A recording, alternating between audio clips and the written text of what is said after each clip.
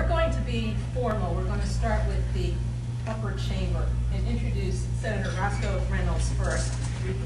And the senator has a long history of public service. He was a member of the House of Delegates from 1986 until 1997, when he became a member of the Senate. He serves on 4 committees: Agriculture, Conservation, and Natural Resources, Courts of Justice, Finance, and Local Government. Before being elected to the General Assembly, Senator Reynolds served as the Commonwealth's attorney for Henry County. And we have counted 39,970 credit union constituents in Senator Reynolds' district. Senator, would you like to come up and thank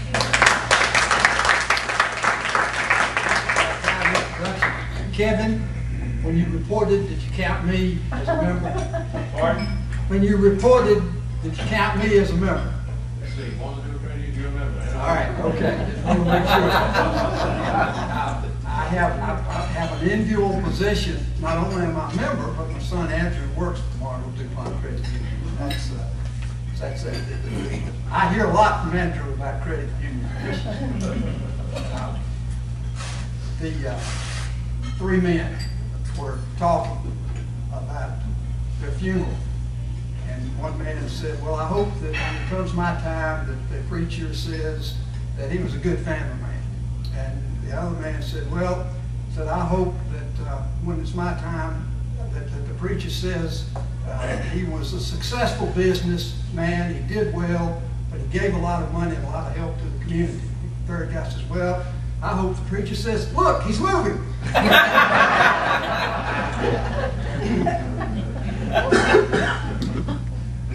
I believe we've got an awful lot to be proud of as Virginia. Virginia is ranked consistently as the best of the 50 states in which businesses to do business. Virginia is ranked consistently as the most efficiently run of the 50 states. Scholastic magazine about 2 years ago did a study and concluded that a child living in Virginia today has a brighter future than a child living in any of the other 49 states. Last year, about the time the session was to start, there was a ranking of the best public colleges and universities in the United States. University of Virginia ranked number 1, and William & Mary ranked number 3. There was no other state that had 2 ranking in the top 10.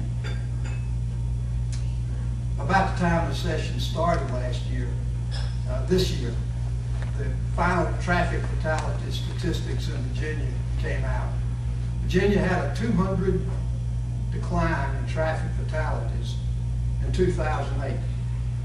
That was a 20% reduction. No other state came close to us in our size with a 200 per person reduction in fatalities. Shortly after the session began, the rankings came out about crime in Virginia.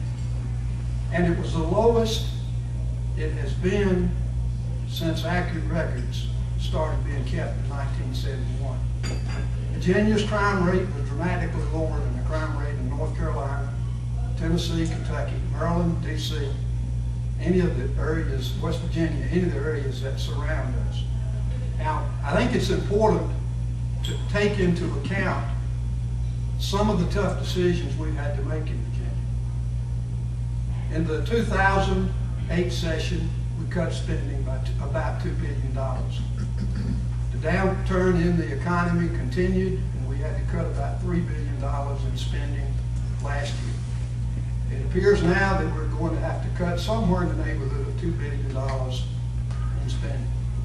And basically, if it had not been for the stimulus money, the $3 billion reduction that we made would have had to be $4 billion and would have had dramatic effects. It would have cost jobs in the sheriff's departments, in the Commonwealth Attorney's Office, in every constitutional officer, and in the school systems, and in health care facilities. You've seen loss of jobs that didn't occur, thank goodness, for the stimulus money. It made it possible for some very severe cuts that we would have had to adopt had it not been for that. There's an interesting discussion about this recession that we're in now. First of all, I believe that we're in uncharted territory. That is, that we've never been during my lifetime. Like the closest thing that's come to this is the Great Depression, but there's a tremendous difference today in our economy versus the Great Depression. The experts seem to think that the decline will continue, that it'll level off, and then it'll start, the economy will start increasing slowly. There are now, however, some economists who are saying that we're going to have a W, that it's going to be a bottom out, a small upturn, then another bottom out, and then another very slow recovery. We'll just have to wait and see how that's going to work. My prayer and hope is that the turnaround will occur sooner rather than later. The decline in revenue that's taking place has made some decisions, has made